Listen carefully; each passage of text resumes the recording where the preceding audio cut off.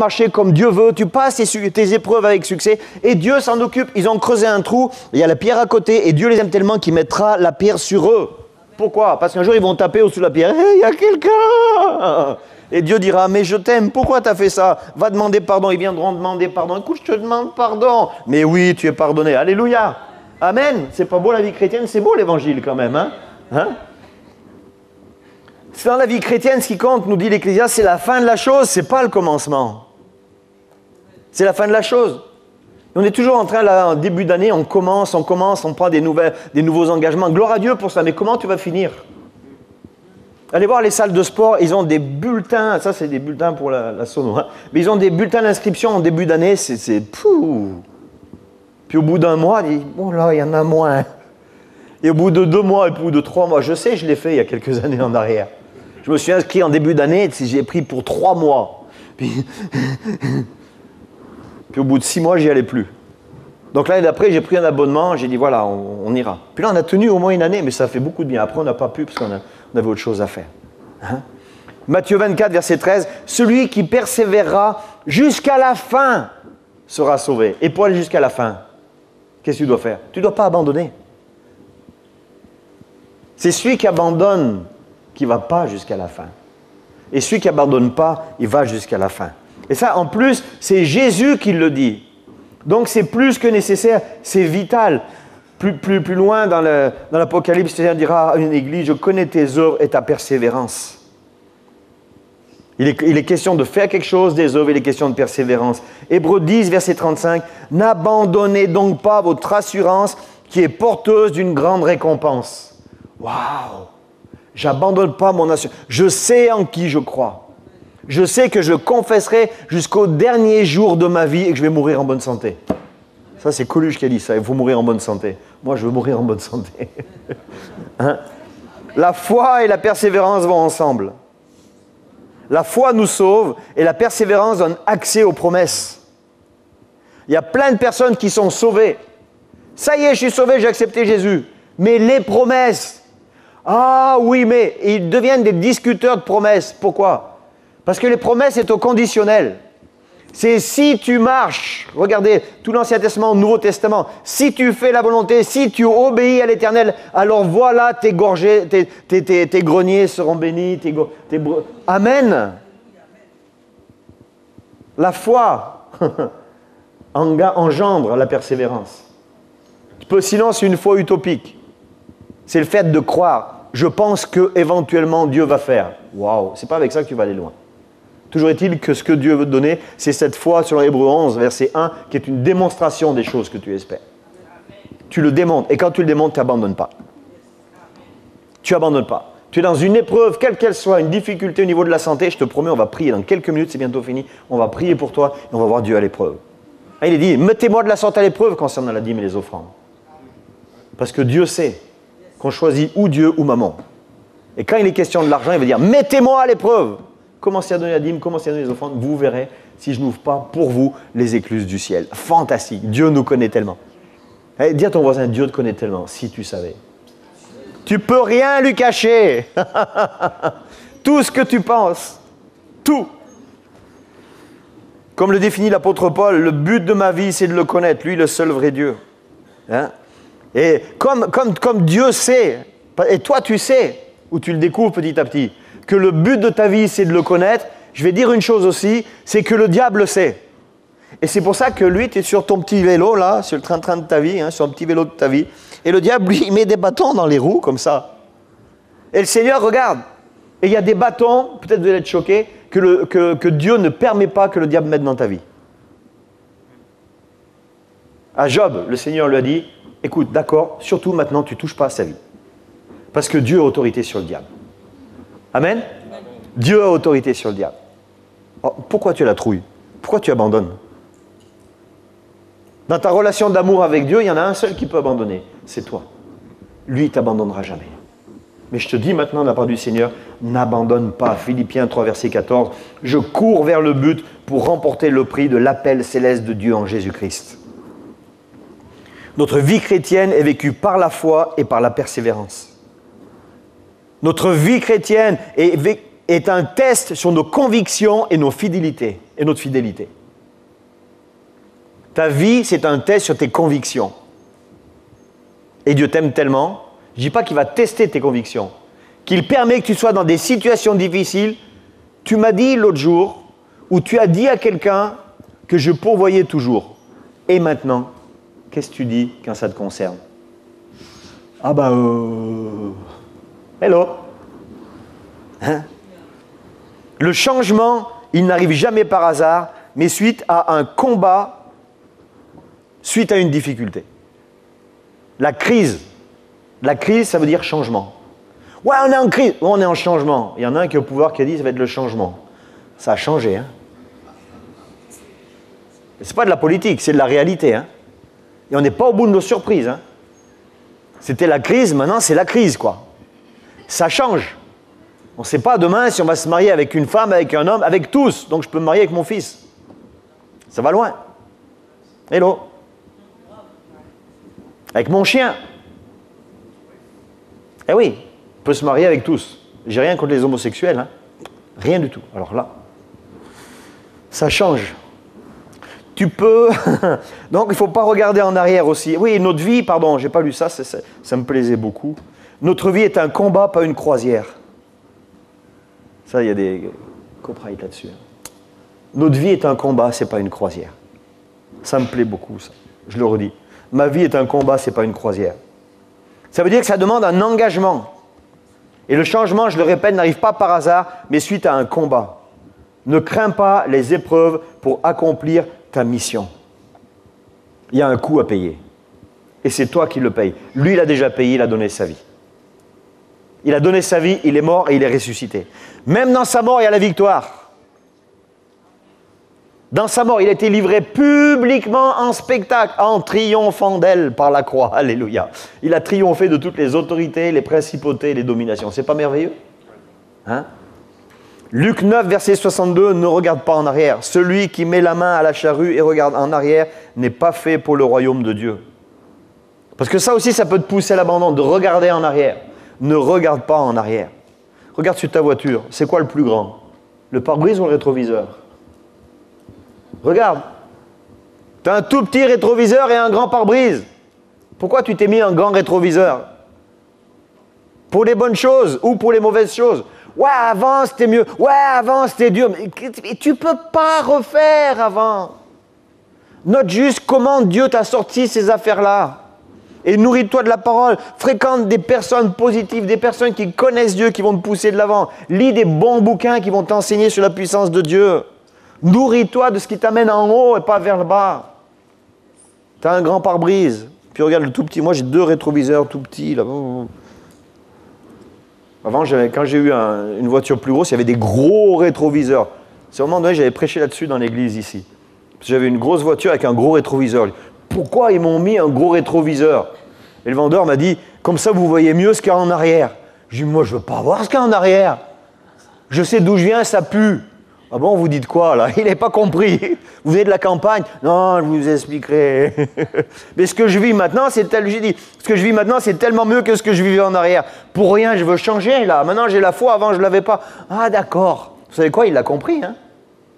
Donc maintenant j'ai une voiture normale avec des rétroviseurs normaux. Pourquoi tu mets des gros rétroviseurs et un tout petit pare-brise? Tu ne peux pas vivre la pleine bénédiction de Dieu en regardant en arrière. Parce que ce qui est fait est fait. Tu ne peux pas vivre la pleine bénédiction de Dieu en abandonnant. Tu peux crier au secours, mais n'abandonne jamais. Et quand tu cries au secours, le Seigneur manifeste sa grâce et sa puissance. Amen. Un victorieux, c'est celui qui vit sa foi chrétienne malgré les pressions, année après année, malgré les tentations, il n'abandonne jamais. De quel camp es-tu? Quelqu'un qui abandonne et quelqu'un qui ne demande pas pardon.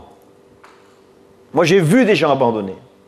Et des fois, j'ai eu tendance à vouloir abandonner. Ça fait très longtemps que je n'ai pas eu tendance. Hein? Et chaque fois, ce qui a permis que je n'abandonne pas, c'est de demander pardon. Hello. À méditer. Hein? Et ça, c'est bien dommage. Ça, c'est une tentation avec des conséquences désastreuses. Tous ceux qui ont abandonné, s'ils avaient simplement demandé pardon. Et ça peut être au niveau du couple, ça peut être au niveau de la famille, ça peut être au niveau de l'église, de la foi en Christ. dans tellement de situations. Quelqu'un qui a appris à demander pardon, qui a appris à pardonner, n'abandonne pas. La foi, l'Église, la vie avec le Seigneur. N'abandonne pas, abandonne jamais. Quand Dieu permet une difficulté, je l'ai dit, je le redis, donc ça veut dire que c'est bientôt la fin, c'est pour que tu la franchisses en victoire. Parce qu'il te dit bien de ne pas retourner en arrière. Ce même Dieu qui dit dans sa parole de ne pas retourner en arrière. Est-ce que quelqu'un dirait, oh mais regarde maintenant, le passé que tu as eu, c'était terrible, abandonne, c'est fini, la vie, ça ne vaut plus rien. Ah bon? Ce même Dieu qui est venu à la croix, qui a pris tous tes péchés, le péché, c'est ce qui te sépare de lui. L'étymologie du mot péché, c'est rater le but. C'est le but de ta vie, c'est de le connaître, c'est de le servir. Hello? Et tu abandonnerais? Quel sens tu vas avoir? Ta vie va devenir un non-sens. C'est terrible de ne pas avoir de sens à sa vie. C'est terrible de ne pas avoir de direction. Ta vie, elle sert à quoi? Et il y a combien de millions de personnes qui se lèvent, même en France, qui disent « Ma vie ne sert à plus rien du tout » parce qu'ils n'ont pas trouvé le sens de leur vie. J'ai une bonne nouvelle, on va travailler encore, il reste février, mars, avril, mai, juin, juillet. On va aller dans la rue, on va distribuer plein de traités, de prospectus, on va évangéliser. Alléluia, ça me plaît, ça Puis au mois de juillet, pendant 2 jours, on va avoir un camion qui va arriver de 16 mètres de long, avec un podium qui va s'ouvrir, puis il y aura des gens qui vont danser, faire des chorégraphies, puis nous on va distribuer les prospectus, et on va annoncer l'évangile, et ça va se préparer. Février, mars, avril, mai, juin, juillet. Tu veux abandonner? Marie-Flore, tu es à la retraite bientôt? Il y a du boulot. J'ai noté, Marie-Flore, elle est arrivée toute charmante, elle arrive, je suis bientôt à la retraite. J'ai dit, il y a du boulot, moi je recrute. Enfin, c'est lui qui recrute. Amen, amen. Il ne fallait pas me le dire, hein. Donc, tout ce qu'on partage ici, ça ne vient pas seulement de bonnes intentions ou pour faire du bien. Pourquoi? Ça vient du Saint-Esprit. La preuve, Galates 5, verset 22. Galates 5, verset 22, le fruit de l'Esprit, c'est l'amour, la joie, la paix, la patience, la bonté, la bienveillance, la foi, la douceur, la maîtrise de soi. Amen. Le fruit de l'Esprit, il y a la persévérance, la patience. Ils sont liés ensemble. Et ça, c'est la capacité d'endurer la douleur, c'est la capacité de faire face à la réalité avec force. Hello, je termine, je vous assure. La croix. On ne croit pas à la croix pour fuir. Puis une fois, il y a personne qui m'a dit « Ouais, avoir la foi, être chrétien, c'est facile. » Je dis « Tu sais, moi, je ne crois pas à la foi pour fuir. Je crois à la foi pour faire face. » Et dernière petite chose qui me plaît beaucoup aussi, là, il y a des royalties également. Jésus, il a été cloué à la croix. C'était des clous. Et il y est resté jusqu'à la résurrection. Ce n'était pas du velcro. Et pour beaucoup de chrétiens, des fois, on dirait que c'est du velcro. Quand c'est trop difficile, tu décroches et tu t'en vas. Hello? Amen?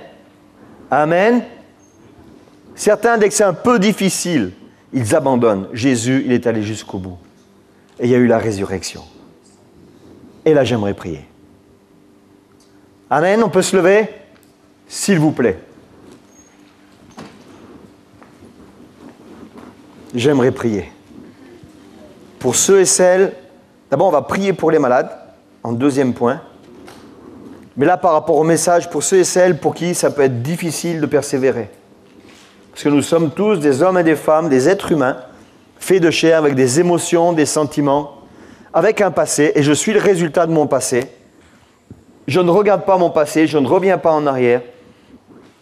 Mais peut-être à cause de ce que j'ai vécu, de mon enseignement, quand c'est un peu difficile, alors j'ai tendance à abandonner. Peut-être que j'ai des hauts et des bas aussi au niveau de ma foi, et j'ai tendance à abandonner. Et là, j'aimerais vraiment qu'on puisse baisser la tête, fermer les yeux par respect pour celui ou celle qui est à droite ou à gauche. Et simplement, si tu as besoin que le Seigneur te vienne en aide pour te donner cette force, pour persévérer, pour le fait de ne pas abandonner. Comme on a dit, la persévérance, c'est une des portions du fruit de l'Esprit. Et toi, tu fais le maximum et tu as besoin que l'Esprit de Dieu vienne maintenant et te dise et te confirme et valide. N'abandonne pas. Persévère, va jusqu'au bout. Simplement, tu mets la main sur ta poitrine. Un signe. Moi, je mets la main sur ma poitrine parce que je ne veux pas abandonner. Et c'est une des portions du fruit de l'Esprit. Et c'est le Saint-Esprit qui fait qu'il nous donne la capacité. Parce que humainement, ce n'est pas évident. On ne va pas nier la réalité, ce n'est pas évident humainement. Hein? Il y a tellement de choses qui peuvent nous pousser à abandonner. Quand tu as même des problèmes de santé, puis on dit Jésus guérit, puis on prie pour toi, et tu es pire, ou tu es pareil. Là, il ne faut pas se mentir, des fois tu peux dire, moi je crois en Dieu, mais au niveau de la guérison, c'est difficile. Et si Dieu voulait te guérir aujourd'hui? Et si Dieu te demandait de persévérer encore dans cette connaissance-là, d'un Dieu qui guérit?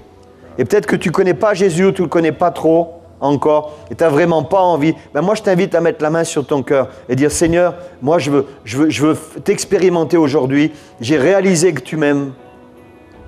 Et le salut, le mot salut qui a été traduit par salut, vous le savez ici, c'est le mot sozo qui veut dire sauver, qui veut dire guérir, qui veut dire restaurer. C'est un salut plein, ce n'est pas un salut à moitié, c'est un salut plein et entier.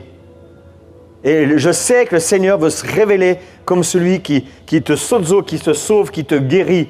Il veut te guérir émotionnellement, il veut te guérir physiquement, il veut te guérir, il veut te restaurer dans tout ton psyché, dans tout ce que tu es, ton être tout entier, ta façon de voir la vie. Tu peux penser que ça ne vaut peut-être pas le coup de vivre. Tu assumes au jour le jour. Mais le Seigneur veut te guérir dans ce domaine-là. Et la guérison, c'est qu'il te ramène contre ses promesses. C'est que tu es une merveilleuse créature, c'est qu'il a des projets pour toi. Il a des projets de paix, il n'a pas des projets de malheur. Il a un avenir pour toi alors que tu penses que tu ne vaux rien. Il a un avenir pour toi. Il y a certainement d'autres difficultés qui sont devant toi, mais il va te donner de les franchir avec succès parce que là, il va être avec toi dans la difficulté. Alors je prie pour ceux qui ont la main sur la poitrine dans ce sens-là. Seigneur Jésus, moi je veux te prier pour chacun des bien-aimés qui a mis la main sur la poitrine comme un signe d'avoir besoin de toi. Dans la difficulté dans laquelle on peut être, dans les difficultés passées peut-être, où on reconnaît qu'on était prêt d'abandonner, puis on a tenu, on a vu ta victoire. Toujours est-il qu'on a besoin de l'Esprit de Dieu encore et encore. Parce qu'on va être un signe dans cette nation qui n'a plus d'espoir. On va être un signe dans cette nation qui n'a plus de repères. On sait que toi, Christ, tu es venu sur cette terre, tu as marché sur cette terre. On sait que toi, tu es mort, tu es ressuscité. Et tu as eu la victoire. Tu dis qu'à la croix, tu as tout pris, nos maladies, tout ce qui nous séparait de toi, nous le proclamons devant les principautés, les autorités, les dominations. Et je dis, Esprit de Dieu, descends sur chacun ce matin. Descends sur chacun ce matin. Viens remplir chacun de ton esprit. Viens donner cette persévérance nécessaire. Viens donner, Seigneur, le fait de ne pas abandonner. S'il te plaît, comme cette vidéo qu'on a vue au tout début, Seigneur. Cet homme qui à cause qu'il fréquentait des gens qui n'abandonnaient pas. Cet homme, Derek Redmond a dit, je n'abandonnerai pas. Il est allé jusqu'au bout et il y a eu une ovation. Et je sais que quand on va jusqu'au bout, il y a une ovation dans le ciel. Les anges acclament notre foi. Parce qu'eux, ils voient la foi que nous avons. Et dans la parole, on voit qu'ils sont à notre service, Seigneur. Merci. Merci pour cet esprit de victoire que tu donnes sur chacun ce matin. Au nom de Jésus. Je te prie, Seigneur, pour que l'esprit d'abandon puisse quitter chacun au nom de Jésus ce matin. Donne-nous de persévérer jusqu'au bout. Seigneur, nous courons. Notre vie, c'est de te connaître. Et nous le proclamons dans les principautés, les autorités et les dominations. Au nom de Jésus. Est-ce qu'on peut acclamer le Seigneur, s'il vous plaît? Parce que c'est lui qui est d'abord allé jusqu'à la croix. C'est lui qui a eu la victoire des victoires. Ça, c'est une toute petite acclamation. Je pense qu'il mérite un peu plus quand même. Parce qu'il est allé jusqu'au bout. Il a triomphé de tout ce qui nous séparait de Dieu. Tout. Il a triomphé de la maladie à la croix. Il a triomphé du mensonge qui faisait de toi quelqu'un qui n'avait pas de sens à ta vie. Et l'Esprit de Dieu coule et remplit chacun. Nous puissions rentrer dans cette mentalité victorieuse. Au nom de Jésus. Seigneur, reçois cette acclamation pour toi. Reçois cette acclamation, Seigneur. Pour toi, ô Dieu. Alléluia. Alléluia. Alléluia. Amen. Amen. Eh bien moi, j'aimerais prier pour des malades. Donc venez ici en courant ou en boitant et vous repartirez en courant. Allez, hop là. Vite, vite, vite.